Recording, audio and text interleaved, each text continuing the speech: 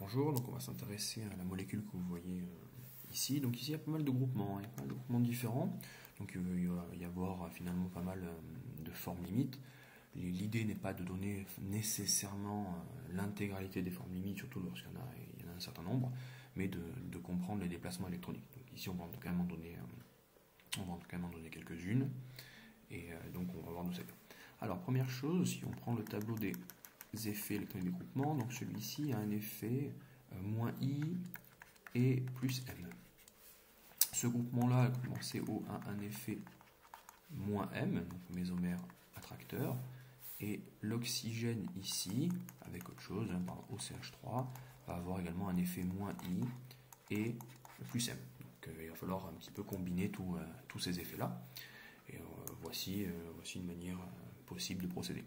Alors l'effet plus M de l'oxygène peut se mettre ici, et puis la liaison pi ici peut venir dans un premier temps sur le carbone. Vous pourrez directement venir entre les deux carbones et puis utiliser l'effet moins M de l'oxygène, mais par choix, c'est aussi également possible de faire comme ça, on va diviser la manière de procéder.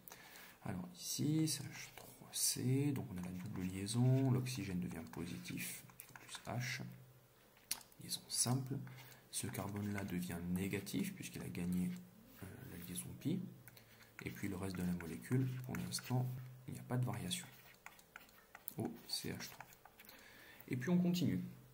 Donc on continue les mouvements électroniques, donc le carbone là est négatif, ce serait plus logique, sachant que l'oxygène étant très électronégatif, que ça se passe de cette manière-là. Donc voici une autre forme limite. H3C, C, donc toujours la double liaison, O plus H, CH, C, O moins, O, CH3. Donc à partir de maintenant, on va répercuter maintenant l'effet de cet oxygène-là, donc son effet plus M. Donc pour qu'il y ait un effet plus M, et que on peut venir ici, ça va faire une liaison pi. Cette liaison pi-là peut se répercuter ici, et donc ce qui est assez logique, puisque l'oxygène étant plus électronégatif, il récupère l'électron qui lui manquait. On se retrouve donc avec quelque chose comme ça. CH3, C, OH, CH, C, toujours l'oxygène qui est négatif, et cette fois-ci on a du O+, CH3. On peut ici tout simplement, étant donné que l'oxygène est plus électronégatif que le carbone, on peut tout simplement récupérer son double non-liant en attirant à lui la liaison pi qu'il partage. Donc on va écrire en fait finalement c'est quasiment la même molécule, donc c'est pour ça que je disais qu'il y a plusieurs formes limites. Après, nous ne sommes pas obligés de toutes les données, et c'est toujours intéressant de comprendre comment cela fonctionne. Nous avons ici donc un carbocation, c'est très important. Le carbocation en chimie organique, c'est aussi pour ça que je le donne ici.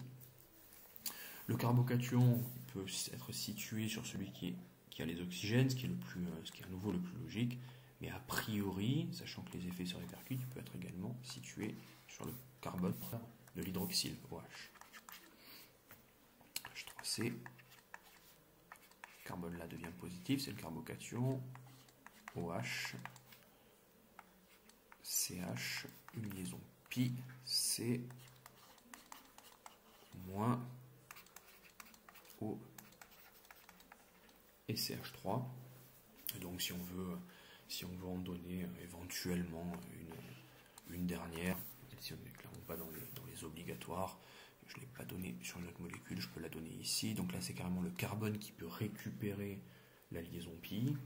Pour que le carbone d'à côté ne soit pas déficitaire, on peut pouvoir avoir l'oxygène qui, lui, redonne son doublet non liant.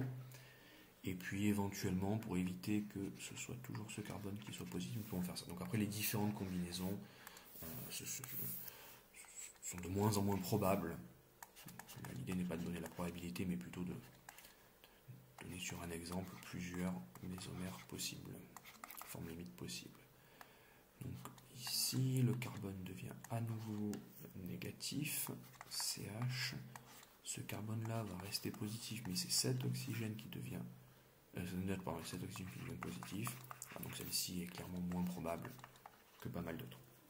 Donc au niveau de l'hybride, on peut plus donner, ça va donner les valeurs des charges. On peut toujours le faire, je laisse limite le faire en guise d'entraînement si vous le souhaitez.